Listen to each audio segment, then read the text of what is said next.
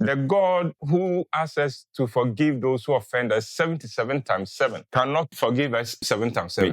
Then when I finished with the facts, feeling very strong, God is on my side, God has heard me, I decided now I'm going to visit Florence. The closer I got to her house, the more aroused I became.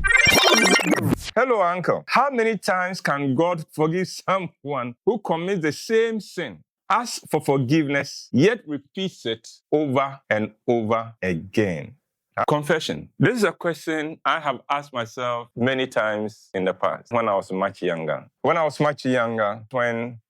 in the grips of masturbation. You masturbate, I feel guilty about it, I feel terrible, confess, and I'm sure I am done with it.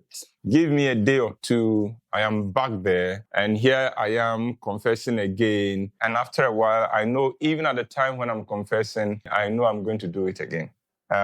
If not that same evening, possibly the next day or something. And then it gets to the point where now going to God to ask for forgiveness becomes extremely difficult. So thank God he showed me the victory over masturbation. The principle is this: when it comes to sin, God will forgive us as often as we confess it, as many times. He is faithful and righteous, and he will forgive us. The God who asks us to forgive those who offend us 77 times 7 cannot forgive us 7 times 7. He would have to do better than he's given us to do. So I'm sure he'll forgive us every time. In fact, some people have seen that as the weakness of Christianity as against other religions. They believe that Christians do the wrong thing knowing that there's forgiveness, as against other religions where so you do the wrong thing, that is it. I love Christianity because there's forgiveness, and I'm glad God forgives us over and over and over. But you must understand that allowing yourself to be defeated again and again does not help. It erodes your confidence. It affects your relationship with God. I remember as a young Christian, I was taught a statement that has stayed with me. It says, sin will keep you from God, or God will keep you from sin. In the Garden of Eden, after Adam and Eve had eaten the fruit, God did not stay away from Adam, even though he knew, being God, the sovereign God knew they had eaten the fruit. And yet he came, as usual, as he did every day, to have fellowship with them, knowing that they had eaten the fruit. Guess who dodged? And that is what happens to all of us, who still have consciences that are alive. When we do the wrong thing, yes, we begin to hide from God. We stop praying. And then we simplify the matter and say, I don't believe in God anymore. So, what's the way of victory? In the days when I was courting, my relationship with Florence at a certain point became physical, not to the point of the sex act. We were doing a bit of petting, and I didn't quite like it. I don't think she did either. But I couldn't help it. I just couldn't help myself. And every time you go back and you are asking God for forgiveness. And so I did what all good Christians in trouble do. I fasted for a number of days. I've forgotten whether I fasted for 7 days or 21 days. I had told Florence that, for this number of days, I don't want us to meet. Then when I finished with the fast, feeling very strong, God is on my side, God has heard me, I decided now I'm going to visit Florence. The closer I got to her house, the more aroused I became. I got alarmed. I got frightened. What's happening here?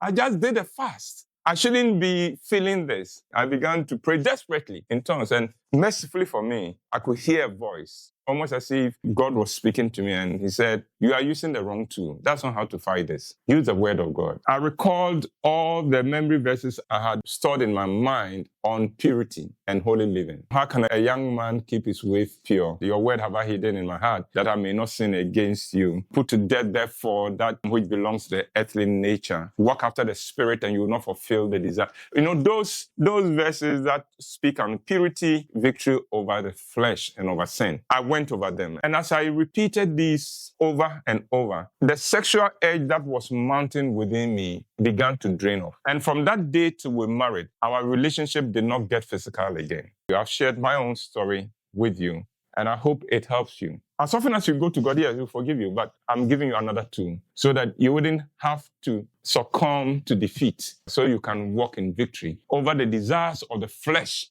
I hope this has been useful. Find your victory, please, because there's victory for you, okay?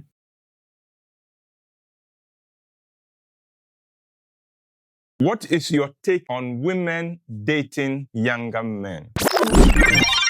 Generally, all things being equal, there shouldn't be any problem with that situation. A woman dating a man younger than her, all things being equal. There are people who say that age is just a number, isn't it? But there are a few things that any woman going into a relationship like that must be aware of. Some of the factors, some of the issues that you would have to grapple with. After taking those factors into consideration, make up her mind.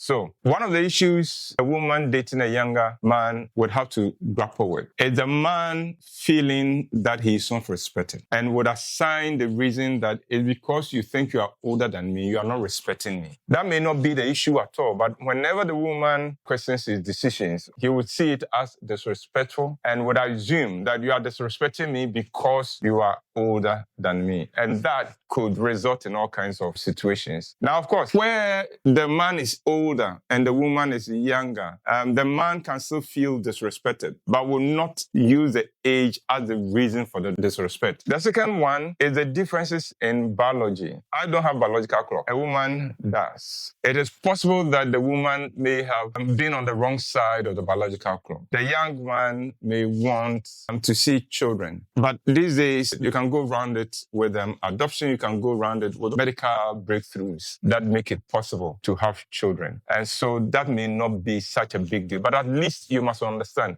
that that could be a challenge. The third reason, and I'm afraid I'm going to get into trouble for this, forgive me, generally, and I'm talking in general terms, women are generally more intelligent than men. If a man marries a woman of the same age, the woman is more mature than him.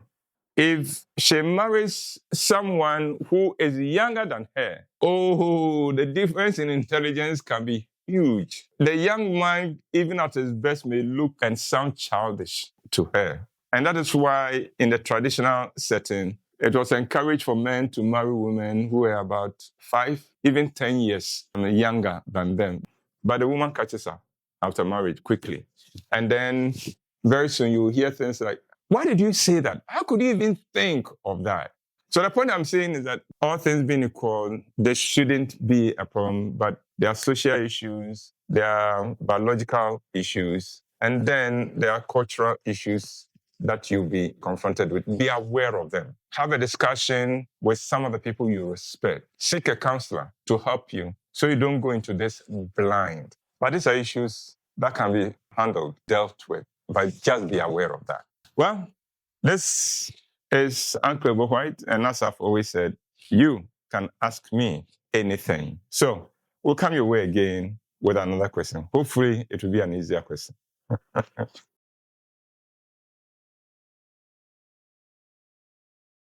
There are lots of people who don't see their future. They can't see their future here in Ghana. Many promising young people would rather go outside than here. The portals and arrows, they did not develop overnight. Schools that do not work, hospitals that are not well stocked. Ghana is not a poor nation, and yet it feels like a poor nation.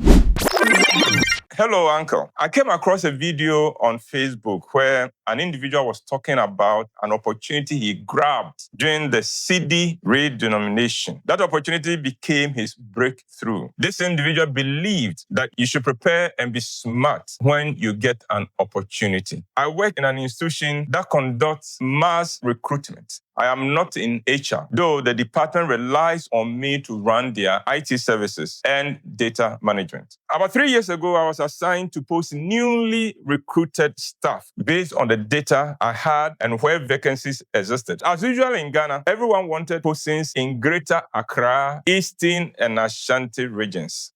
My problem was that I was firm in putting them to the regions where their services were needed, regardless of the large sums of money they offered me. I could have made between 2,000 and 5,000 Ghana cedis from over 100 people. I rejected the offers because the professional HRs were very bitter when my boss assigned me this task. One even openly said to me, in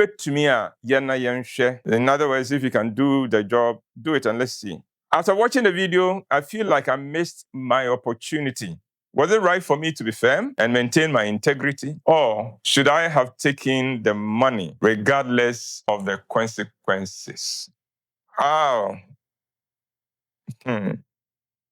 It points to the dilemma. Those who try to be morally upright, try to do the right thing, find themselves grappling with. And it's not an easy thing to go through when you have stood on principle. You've gone by integrity. And at the end of the day, you now begin to wonder, have I been a fool? Because I could have profited from that position, but I didn't. And I didn't because of the greater good. Not because I didn't know I could make the money. I didn't because I thought that the society deserved better. I didn't because I thought the nation was better served by my integrity, by my professionalism. And yet, here is the reality. Somebody who has taken advantage of a system, openly boasting that the opportunity was his breakthrough. That's the dilemma. Now, there's a reason why a nation that's blessed is this poor. Ghana is not a poor nation, and yet it feels like a poor nation, especially when you're a Ghanaian living here.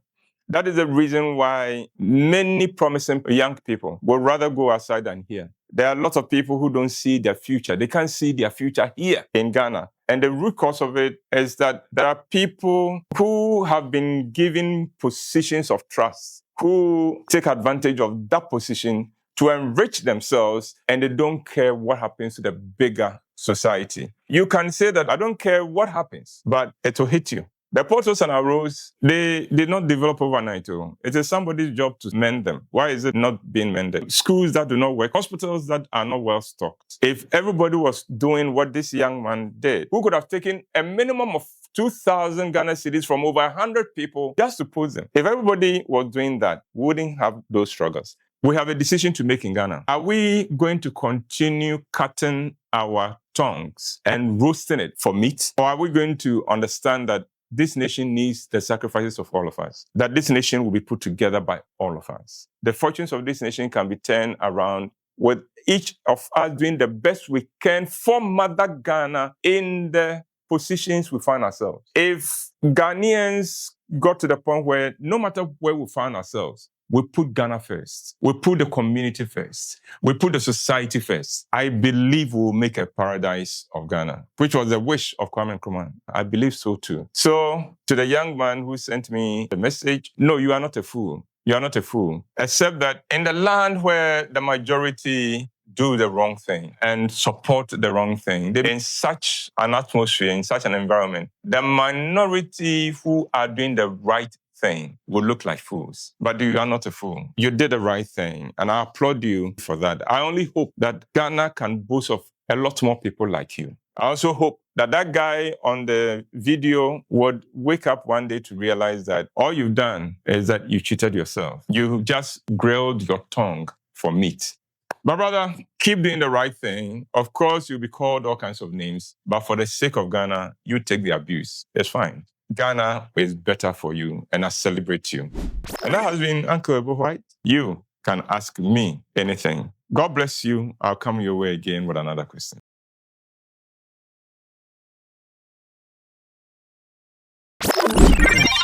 I've been in a relationship with this guy for 2 years, and I just found out this week that he has a child. The issue is that I had to confront him before he admitted it, instead of opening up to me. I'm really hurt that I had to find out this way. Please, what do I do?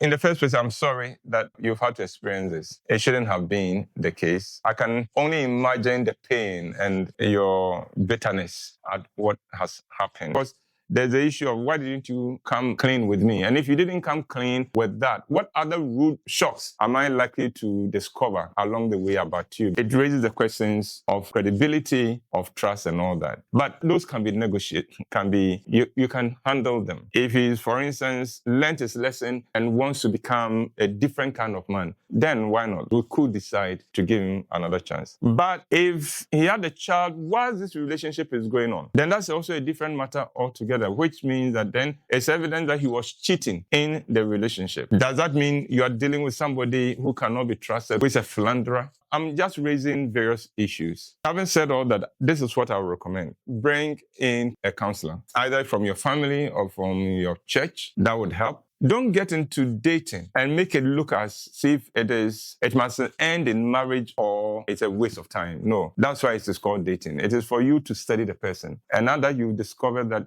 there could be something shady about him, now you have a decision to make. And don't renege on that responsibility to yourself. Let that inform your decision. And don't settle for less, and don't just change yourself in the choice you make. I hope this has been useful. And this has been Uncle Ebo Whyte. Stay blessed. I'll come your way again.